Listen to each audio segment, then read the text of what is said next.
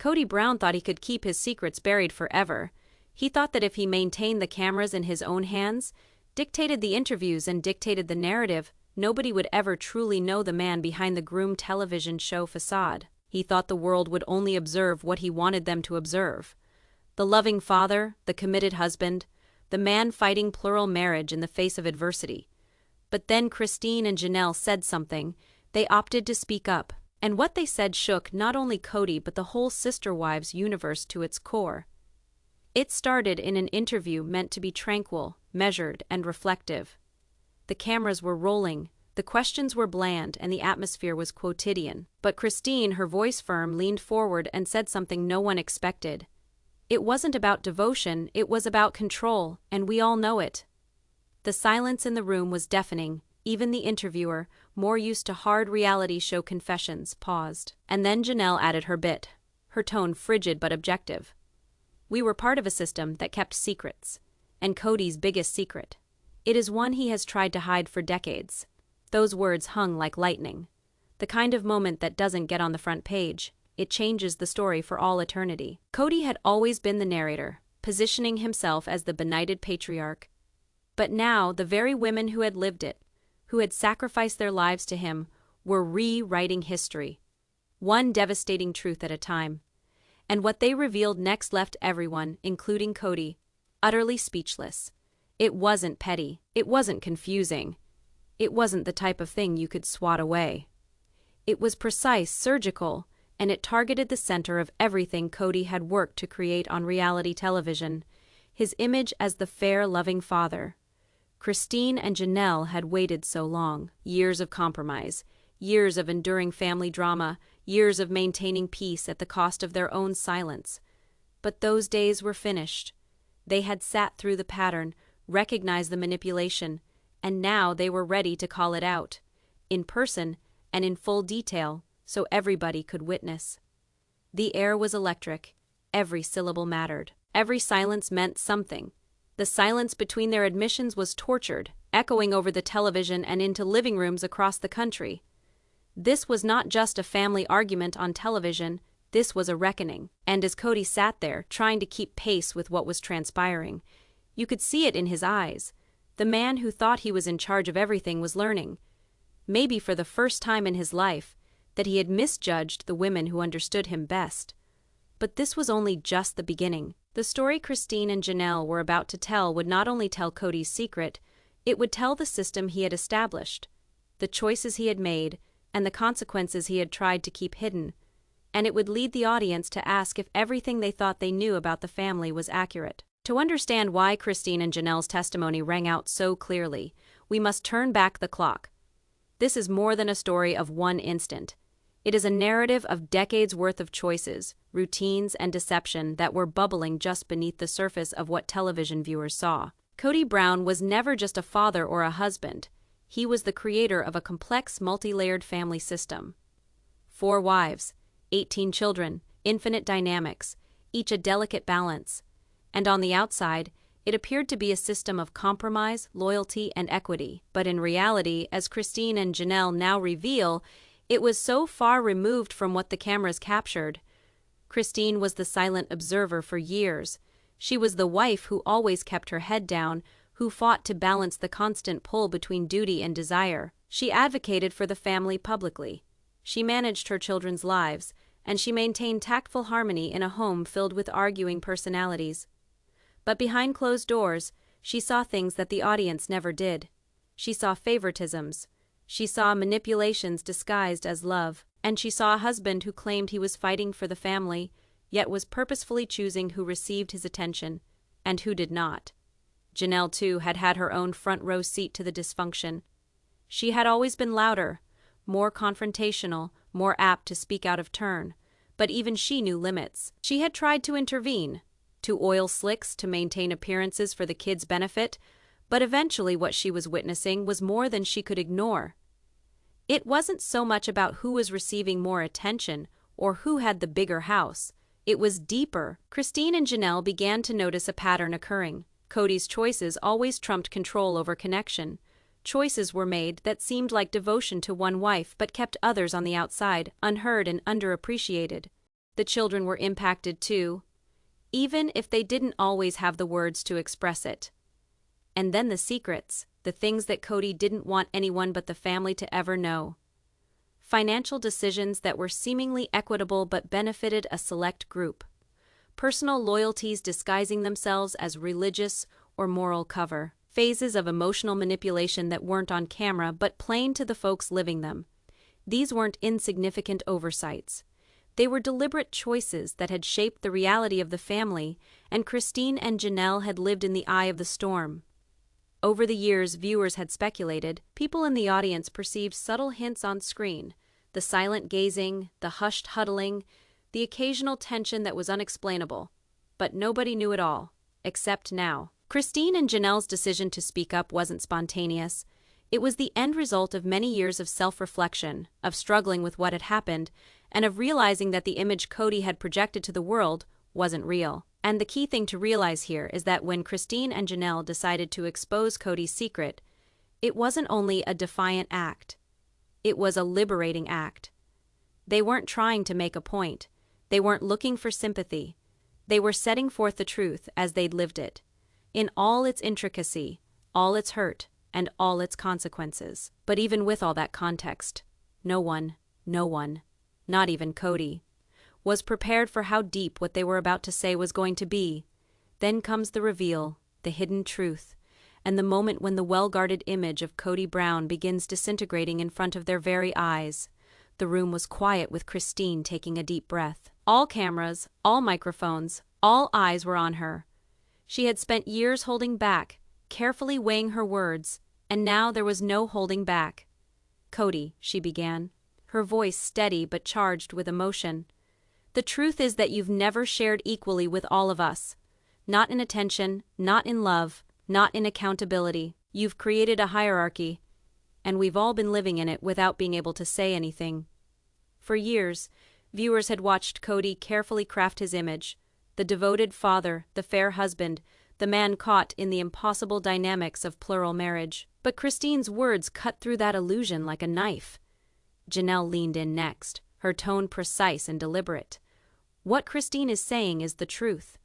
And the biggest secret you've kept, Kody, is that your loyalty, your energy, and your devotion were never equal. They were carefully measured, controlled, and frankly manipulated. Some of us got a front row seat to your life while others were left in the shadows. And you've allowed that imbalance to fester for years." The cameras captured Kody's reaction, but it was more than that. You might see the mental math in his eyes. The knowledge that the narrative he had worked decades to control was at last slipping out of his grasp. He had thought he could spin this. He had thought that he could insulate himself with charm and well-spoken words. But he hadn't figured that Christine and Janelle would reveal the depths of decisions and routines that even the public had never fully seen. Christine continued, her words deliberate, each one landing with precision. "It wasn't just a matter of who had more time, or who got to stay in a bigger house. It was a matter of who mattered most to you. And we've all seen it. We lived it. And the children, they saw it too." Janelle's voice rose higher, demanding the gravity of the confession. "We tried to work through it, to adapt, to forgive. But you've built a system where favoritism had to pass as adoration, control had to pass as concern. And that, Kody, is the secret you've been keeping. You made decisions, and your choices have consequences." At this point, it became clear to the viewership. This wasn't just a complaining session. This was a well-documented expose. Christine and Janelle were not merely angry. They were presenting evidence of years of injustice, of manipulation, and of emotional imbalance. Each choice, each show of favoritism was being uncovered minute by minute. And Kody's face told it all about a man seeing the truth in a way he never had before. The daughter's disclosure elsewhere had been forceful. Yes, but it was coming from the wives who had lived through the middle of it, the women who had spent their years of life maintaining the family in order to keep it running under his guidance. And now the walls were breaking down. In fact, even outside of Kody himself, the home viewing audience felt hurt. This was not a television plot twist for the sake of drama. This was life exposed, raw, and indisputable. And Christine wasn't done. She paused, letting the words drop, letting the gravity land before delivering the bombshell that would disrupt every social media discussion for months. Kody, your biggest secret is one you can't hide behind cameras or talk show appearances. It is your choice. And we are finally saying them out loud. The air was electric. The bombshell hung in the air like a storm ready to break. No revision, no spin, no PR narrative could steal away the truth just uttered. The air was heavy with tension. Kody was seated there, shocked by what had just been revealed. He opened his mouth, paused, and shut it again. Words that used to roll off his tongue so effortlessly now didn't feel sufficient. Not sufficient to counter the power of what Christine and Janelle had presented. The carefully constructed image he had spent decades building was fragile in the moment, and he didn't have any scripted lines to fix it. Christine leaned back in her chair slightly, her gaze never faltering. She had said the words required. She had named the favoritism, the manipulations, and the patterns that had shaped the lives of everyone in that family. Nodding slightly beside her was Janelle, attesting to the gravity of the moment. The two of them weren't merely speaking, they were testifying, and they were calling out Kody. The reaction wasn't hot outrage or screaming, it was silence interrupted only by the soft whir of the cameras and the occasional rustling of papers. That silence was deafening, more than any outburst could have been. It was a silence that demanded introspection, that forced the audience, both present in the room and sitting at home, to absorb the heft of the truth. Kody's eyes flashed to the floor, then back at the women. The expression was one of shock, incredulity, and a growing realization that this news could not be spun or rewritten. He realized that the narrative he had coerced so convincingly for so long, the one the people had assimilated, the one he himself had believed, was being dismantled piece by piece. And then the small fissures started to show: a sigh, a hemmed sentence, a fumbling attempt at alibi, but each was met with calm, unyielding responses by Christine and Janelle. They didn't struggle, they didn't shriek. They simply stood their ground and allowed the truth to ring. Outside the room, it was felt immediately. Viewers of the live feed, or clips recorded shortly after, were stunned.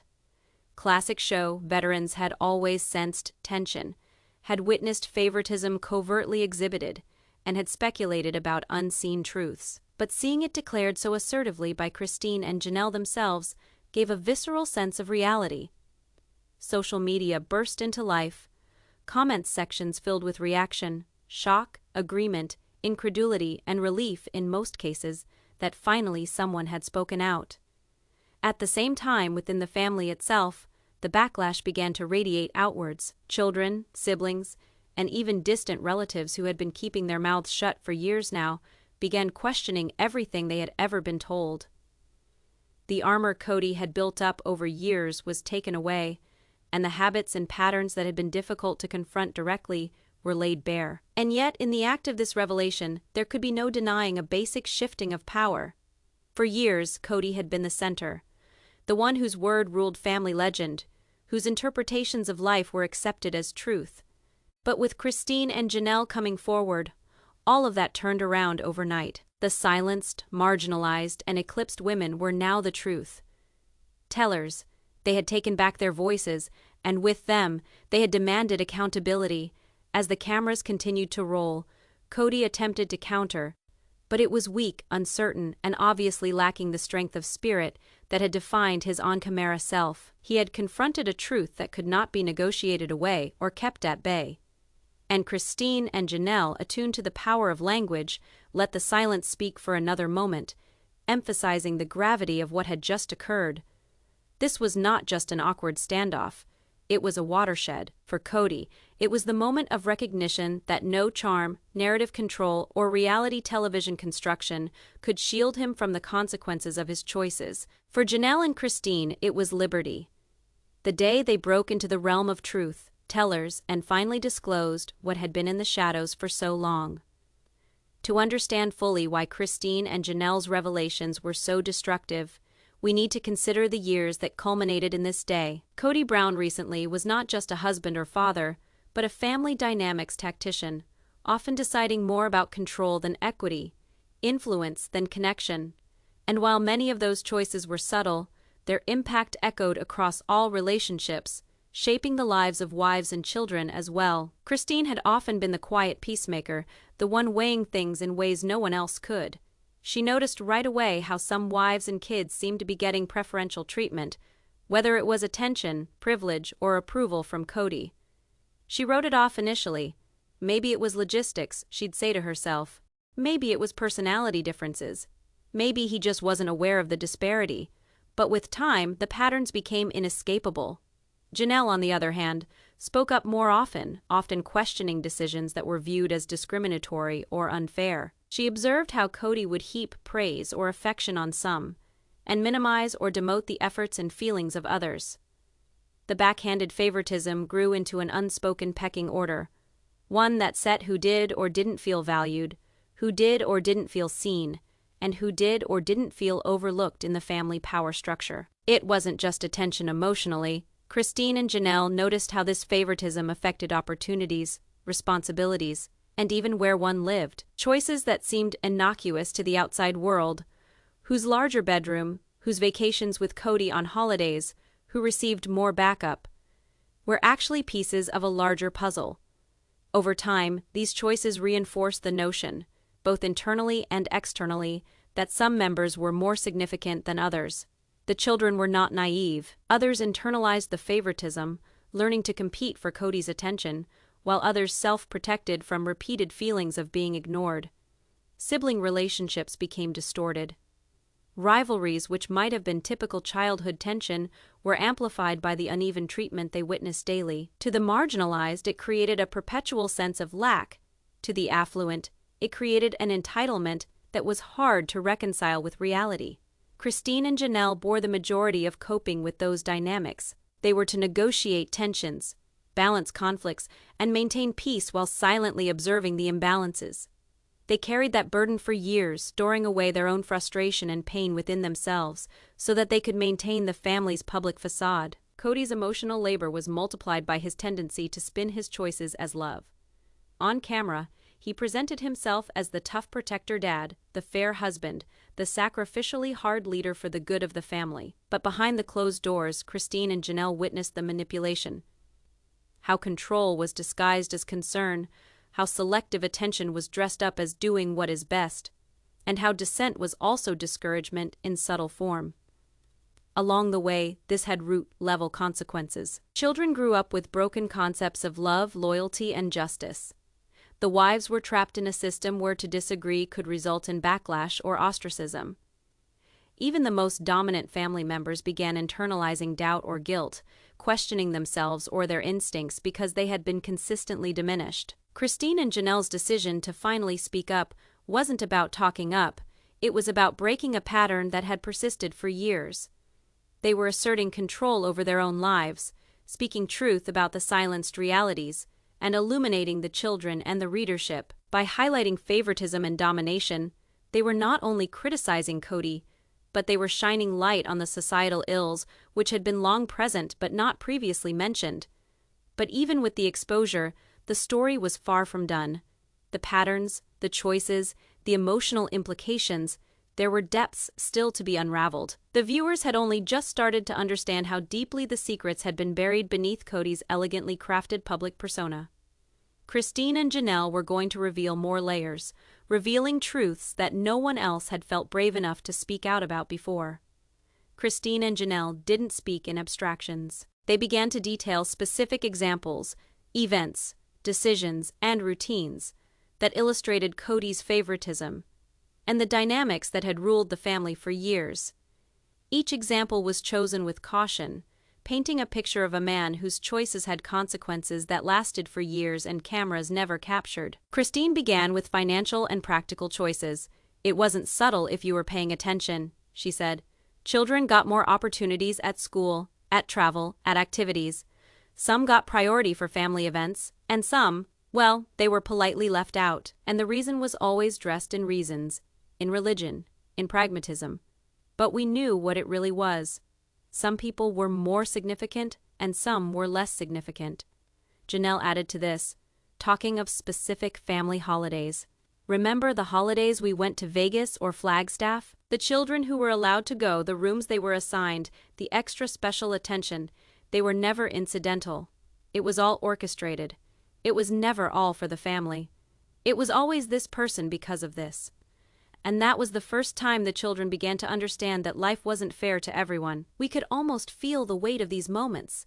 The siblings catching up with one another, wondering why their work or loyalty was not being rewarded on an equal basis, and coming to gradually realize that some of them were being omitted on purpose.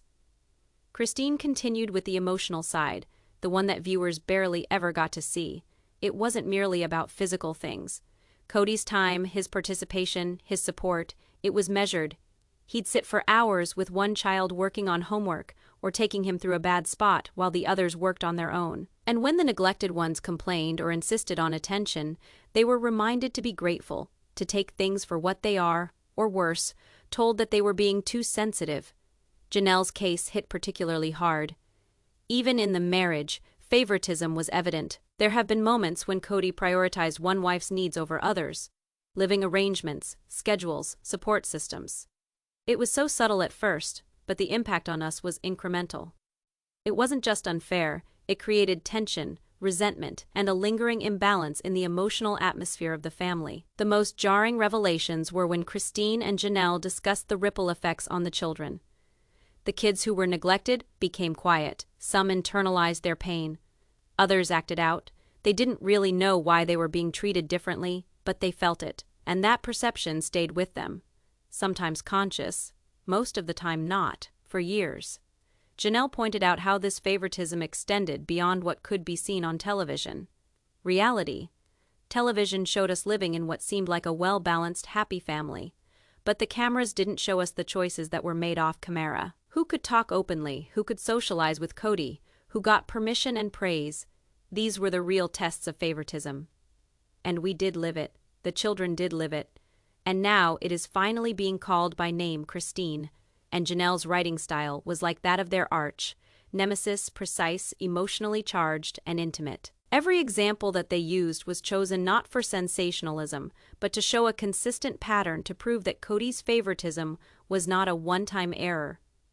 It was a systemic policy with consequences that affected every corner of the family. It was an expose of a well-manicured hierarchy that pretended to be love, one that forced everybody inside, and out of the family to re-examine everything they thought they knew. Christine and Janelle didn't stop at using examples of favoritism. They probed deeper, showing how Kody's choices had an impact on the children's emotional landscape in ways that were normally invisible to outsiders. The impact wasn't merely instant. They had a ripple effect over years, influencing relationships, self-esteem, and emotional well-being. Christine began cautiously, the tone reflective. The children caught wind of it. Even the youngest of the group could feel it. It wasn't always out there, but it was continual. Who got attention? Who got praise? Who got time with Dad? These were things that the children could sense, even if they did not yet possess the words. She described one specific instance. One child was struggling with schoolwork, needing guidance and encouragement. Kody was nearby, but the encouragement was fitful. Another child, however, got careful attention, encouragement, and praise. The disparity was not subtle, it was palpable, and the neglected child learned that their struggles weren't quite so important. Their achievements weren't quite so precious. Their life wasn't quite so important. Janelle picked up the thread. It wasn't so much the homework or activities. Emotional support was given sparingly. Some children were allowed to come to him freely, talk about their fears or hopes, and be heard. Others, they were told to work it out for themselves, to survive it, or even to appreciate what they had. And it accumulates over time, a profound sense of mismatch and resentment. The sisters described how the children reacted. Some turned into people pleasers, never receiving enough approval from Kody and others, trying to receive attention they barely ever received. Others shut down, built walls to protect themselves from constant emotional abandonment. Sibling relationships were strained, competition, misunderstanding, and jealousy were inevitable outcomes in an environment where love and approval were not shared equally. Christine's voice hardened as she continued to detail the long-term consequences. Some of the children carried these things well into adulthood. Trust issues, relationship issues, insecurities, all with roots in these early favoritisms. It wasn't deliberate. Not always even on a conscious level, but the impact was all too real. Janelle nodded, continuing. And the worst part, Kody never saw it as a problem. To him, he was committing, being fair, being the father everyone deserved. But without fairness, without equality, the children were left to navigate emotional terrain that no child should have to walk alone. They spoke of moments when kids themselves started questioning why they were being ignored, why brothers and sisters were being treated better. Christine explained. Some of the older kids tried to broker, tried to make excuses for Dad's actions, tried to rationalize it, but on a deeper level, they knew it was not equitable. They felt the injustice in ways that made them who they were to become. This was not a criticism of Kody. This was an homage to the children's lived experience, speaking for their very real, yet often invisible experiences.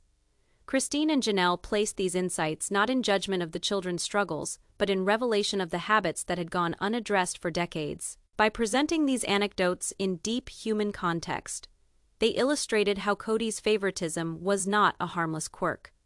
It was a force that shaped personas, dictated life decisions, and imposed an emotional imprint that couldn't be erased. The audience was forced to witness the repercussions of his decisions, not in speculation, but in the lived realities of the very individuals who bore their brunt.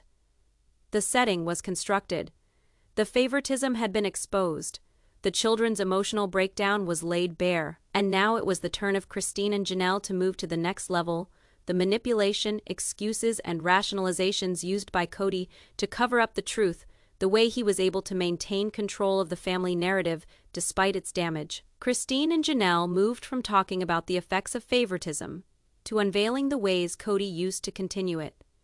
They revealed the degree to which he had expertly spun tales to justify his actions, shift the blame, and control the perception of the family towards him. Christine started with the classic gambit, reframing his actions as devotion.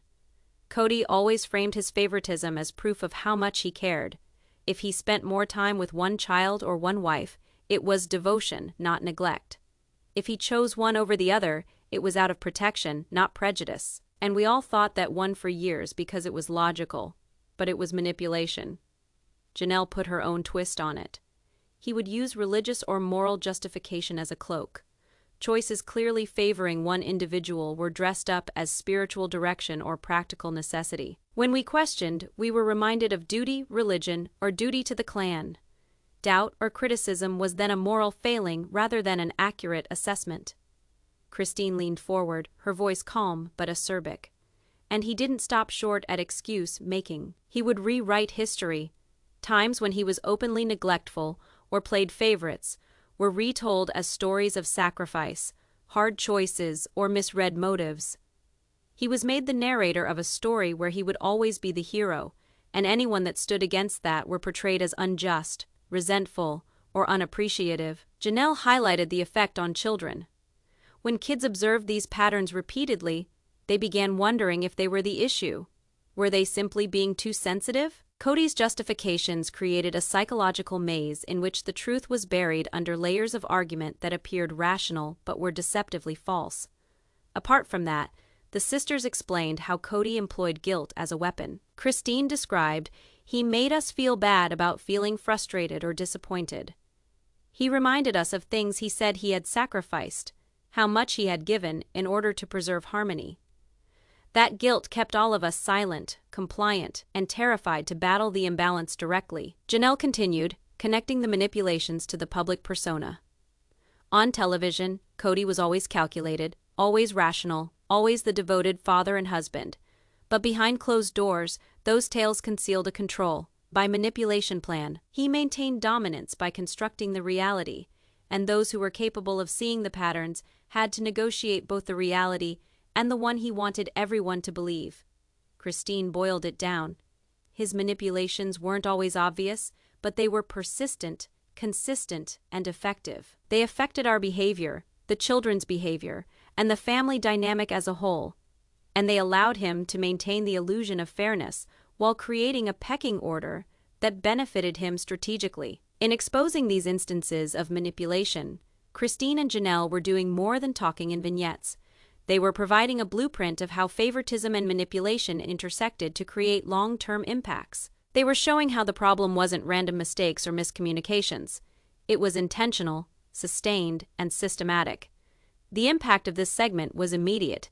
The audience could see not only the behaviors but the ways, the motivations, and the psychologies. Kody's carefully built fiction was no longer tenable. All the rationalizations and excuses had been torn to shreds, every game uncovered.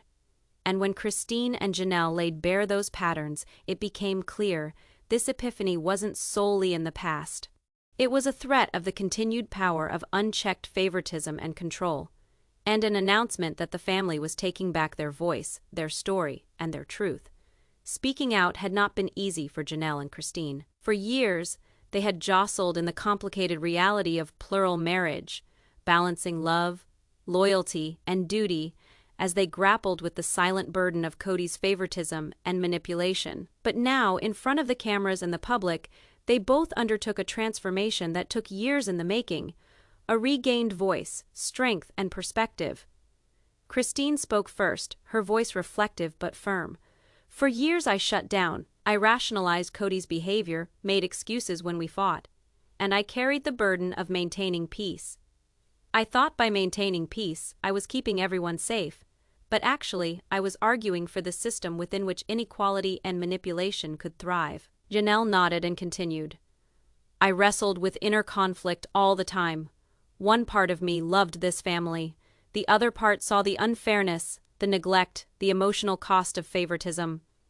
I tried to hold the two together, but in doing that, I stifled myself too often. Speaking out now isn't just therapeutic, it is necessary. It is a vow that we will no longer make the same mistakes.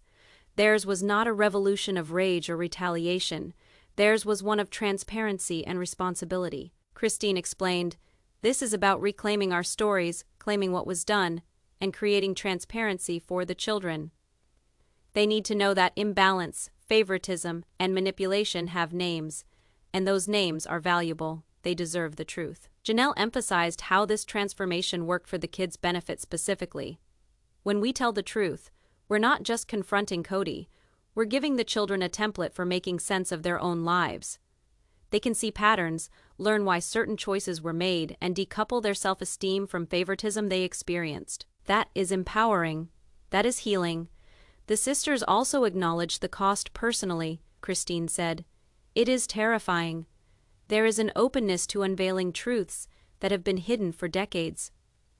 There is fear of backlash, judgment, or misinterpretation, but it is freedom, and it is worth it, and it is the start of ending the family cycle in a positive manner. Janelle went on. Speaking out changed the way I think about the relationships in this family. I knew silence had been my friend and my enemy both. By taking back my voice, I take back control of my story, my choices, and my authority over the children. And that is a revolution. The cameras didn't just capture words, they recorded the resolve, the empowerment, and the reality of two women who had spent so much time existing in silence and subordination, now fully claiming their power. Christine and Janelle were not just recorders of family history, but builders of a new chapter, one built on truth, justice, and accountability. Kody was thrown off kilter by this transformation.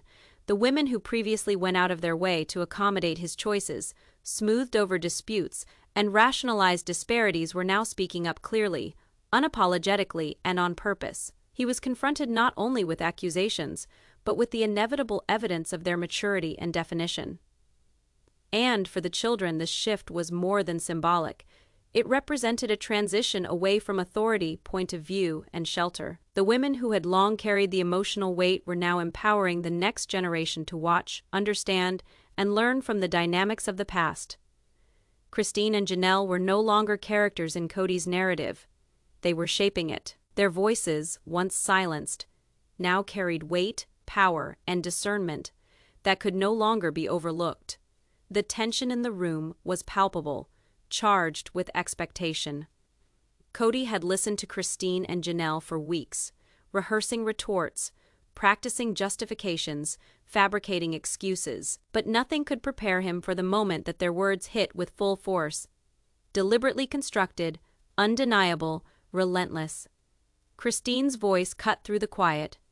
Kody, we've seen the patterns. We've seen favoritism, manipulation, and the way your choices have affected everyone around you. The children have felt it. We've felt it, and it's time to acknowledge it. Janelle leaned in, looking him dead in the eye. You've spent decades redefining reality for your own purposes. You've convinced yourself you were doing what was best. But the evidence, the experiences, the emotional toll, it speaks another story. You graded on a curve, of sorts. You place some above others, and it has repercussions that we can no longer afford to ignore. Kody fidgeted in his seat, his face a mix of defensiveness and unease. I did what I thought was best. I cared about all of them. I did my best, he stated, voice shaking, not feeling as sure as he usually did. Christine replied calmly but firmly. Caring isn't selective, Kody. Your behavior has been discriminatory, and that discrimination has hurt. You might have meant well, but intent does not negate impact. Your children, your wives, they lived out the effects, and now we're calling it plainly so it can't be avoided anymore, Janelle added. This isn't about blame, it's about the truth, and the truth is that your behavior has been unequal. The patterns are clear, the effects are undeniable. We're not asking for apologies to soothe your ego. We're demanding acknowledgement because the family deserves it. Kody paused, taking a deep breath. He opened his mouth again, then shut it. Cliché phase that had easily flowed from his lips stumbled now under the weight of reality. His long, rehearsed posturing couldn't quite meet the honesty of Christine and Janelle's observations. The silence was stifling. The mood became thickened as the women let the weight of their words hang in the air. Kody's internal turmoil could be observed. He was struggling between denial and acceptance, pride and duty. And then Christine continued, her voice calm, almost surgical in its accuracy. We've lived this. We've navigated the aftermath. We've seen how your choices shaped relationships, how your explanations glossed over favoritism, and how your calculations shaped the emotional world of the children. Now it is your turn to see it too. In full, without spin, Janelle's words strike with equal force. You can't rewrite this history, Kody. You can't rationalize selective devotion as equitable. You can't employ excuses or theological sanction. We've seen it. We've documented it. And now the truth is here, in front of you. For the first time in years, Kody had no scripted speech to fall back on. No clever turns of phrase, no rewording, no spin could get past the blatancy and truth of Christine and Janelle's report. The dynamic had reversed. The women who had once spoken of his authority now had the floor, firmly taking up the space with authenticity and accuracy. The children, watching from behind the corner, absorbed the drama. This was not for the cameras or the viewers. It was for them. It was a validation of their reality, an affirmation of the explicit and implicit imbalances that had long characterized their family life. Then Kody was met with more than blame. He was met with the irrefutable truth of his own making, revealed by those who lived it, saw it, and finally named it. And when the voices of Christine and Janelle echoed around the room, it was clear. The era of silence, rationalization, and spin was finished. The confrontation did not end with the words of Christine and Janelle. Its actual impact echoed through the children, who had quietly observed for years, as they learned to tiptoe through the tangled web of favoritism, manipulation, and selective attention. Christine silently observed as the children absorbed what they had heard. They were listening, she said. Not just hearing, but actually listening. And for some, it was the first time they'd had their experiences validated, not as jealousy or overreactions, but as real, measurable consequences of choices their father had made. Janelle nodded. Some of the kids had carried guilt, thinking they were the problem, that they weren't trying hard enough to get Dad's attention. Others had internalized anger, asking themselves why some siblings were granted privileges while they were neglected. Hearing Christine and me explain the patterns, the favoritism, the manipulation, it externalized their experiences for them. They could finally see it as someone else's behavior instead of a flaw in themselves. The reactions were instantaneous and profound. Some of the older children experienced a sense of relief, a removal of a long-time weight. They finally understood that their frustrations were valid, that their feeling of unfairness wasn't entirely in their heads. Others, more emotional, began to vent feelings they had kept inside for decades, ranging from hurt, disappointment, and even betrayal. Christine described how empowerment started subtly. A child who had always been quiet during family discussions suddenly spoke up, connecting dots and relating experiences that reflected what we had just stated. They were no longer shy, uncertain, or afraid of contradicting their father. They now had a model, a way of articulating what had been going on all along. It was a turning point, Janelle said. Not only were they recognizing favoritism, they were learning to critically examine patterns of behavior. They were beginning to understand manipulation and excuses. And above all, they were learning to trust their instincts, to trust their experiences, and to understand that they could set boundaries without guilt. This awakening was not merely emotional confirmation. It was a watershed in how the children managed their relationships in the family. Some began to confront the stories that had been told to them, challenging the subtle messages that had propagated inequality. Others initiated conversations with siblings, comparing notes and commiserating in the face of patterns of favoritism. Christine reflected on the long-term impact. The most profound change was watching them regain agency. They weren't just reacting, they were thinking, analyzing, and asserting themselves. For children who had often felt powerless, this was life-changing. They were becoming aware that they had a voice, that their feelings were real, and that the system that had kept them down was something that could be challenged. Janelle noted that this empowerment was also a shift in the family hierarchy. For years, Kody's decisions dictated the mood, manipulating who was priority number one and who was second best now, the children. And by association, the entire family dynamic, were no longer his to control by himself. That shift is tectonic. It rearranges relationships, behaviors, and expectations henceforth. By the end of this segment, it was clear. The confrontation had done more than uncover favorable treatment. It had sparked an awakening. Children who had been silenced, ignored, or dismissed now possessed the information, validation, and empowerment to reclaim their own experiences, establish boundaries, and redefine their own roles within the family. Christine and Janelle had accomplished more than they had named Kody's patterns. They had ignited a generational awakening to awareness and self-determination, one which would resonate within the family for years to come. The confrontation and revelations had caused shockwaves within the family, but the fallout did not stop with personal relationships. The fallout bled into every relationship, every interaction, and even the public perception of the family that viewers had been watching for years. Christine and Janelle coming forward about Kody's manipulation and favoritism effectively changed the narrative. Christine began with the within family consequences. The family is different. Old traditions are being questioned, old loyalties are being reevaluated. Some of the kids are reaching out to siblings they had not been close to because they now share the same information about what really happened. Others are standing back, realizing that certain dynamics are no longer healthy to engage with. It is messy, but it is honest. Janelle added, Kody's power has changed. He no longer controls the narrative like he once did. The children understand the cycles, they know the manipulations, and they will no longer accept it. The women who were once submissive aren't silent now. The family is learning that there is strength in truth, and that strength isn't with him anymore. The public reaction was equally intense. Viewers who had followed the show for years began connecting the dots that Christine and Janelle had provided. Social media hummed with discussion, debates, and meltdowns. Fans recognized that what was viewed on camera, painstakingly edited, fastidiously constructed, was only a fragment of reality. The sisters' revelations validated long-held suspicions and delivered a narrative that had been missing: accountability, fairness, and honesty.